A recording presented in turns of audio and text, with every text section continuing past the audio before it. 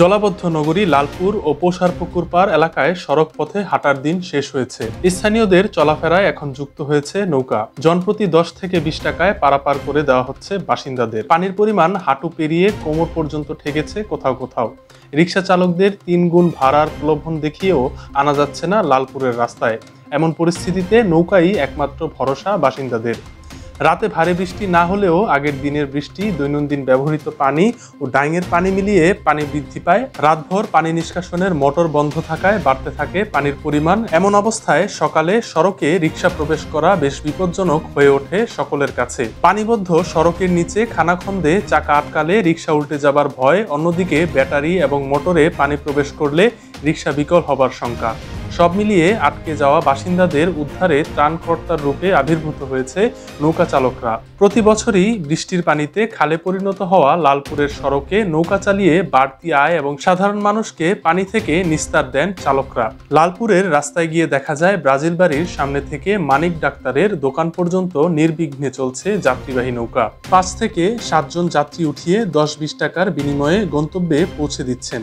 Brazil বাড়ি থেকে পশ্চিম দিকে পানির পরিমাণ কিছুটা কম থাকায় সেখানে চালকদের পানিতে নেমে নৌকা ঠেলে নিতে হচ্ছে। তবে সকালে পানির পরিমাণ বেশি থাকায় অনায়াসে চলছে নৌকা। সাবেক সংসদ সদস্য শামীম ওসমানের এলাকায় এমন চিত্র নারায়ণগঞ্জবাসীর জন্য লজ্জাজনক হলেও স্থানীয়রা অনেকেই অভ্যস্ত হয়ে পড়েছেন এই ভোগান্তির সাথে। বৃষ্টি হইলে আমাদের কষ্ট হয়। একদিন বৃষ্টি হইলে পরে এরকম জল বাইতে যায়, ঘরেতে বাইরেতে পারি না। বাজারে যাই, ডেলি 200 টাকা নৌকা ভাড়া লাগে। নৌকা ভাড়া যা বাসায় আসি বাজার নিয়ে। এই যখন বাইরেছি কতবার নৌকায় যাবো,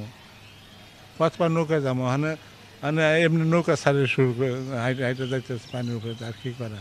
নৌকা ভাড়া আমার বাসা পর্যন্ত আসছে 20 টাকা 30 টাকা নেয় একজন জনপ্রতি। চার আসতে যাইতে 60 টাকা যায়, ছুটে যায়। 2-3 বার আপ ডাউন করলে। আমাদের এখানে বৃষ্টিপাত হইলে পানিকান্দের যে পরিস্থিতি, নালা খালা সব কিছু বন্ধ থাকে, তার কারণে আমাদের অনেকটাই ভোগান্তিতে পড়তে হয়।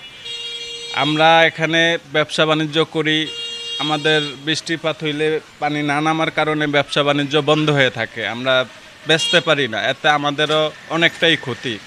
আমাদের বাচ্চারা স্কুল যাবে, মাদ্রাসায় যাবে, পানি ফারিয়া যাইতে হয়, আইতে হয়। রিক্সা সঠিক মতো পাওয়া যায় না, তাও যদি পাই 20 টাকার ভাড়া 60 টাকা চায়।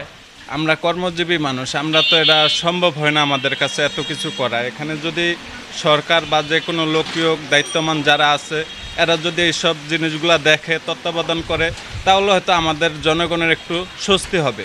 এছাড়া নারায়ণগঞ্জ শহরের মাঝদাইর ও আশপাশের এলাকাতে পানির কারণে মানুষকে ভুগতে হচ্ছে দীর্ঘদিন ধরে।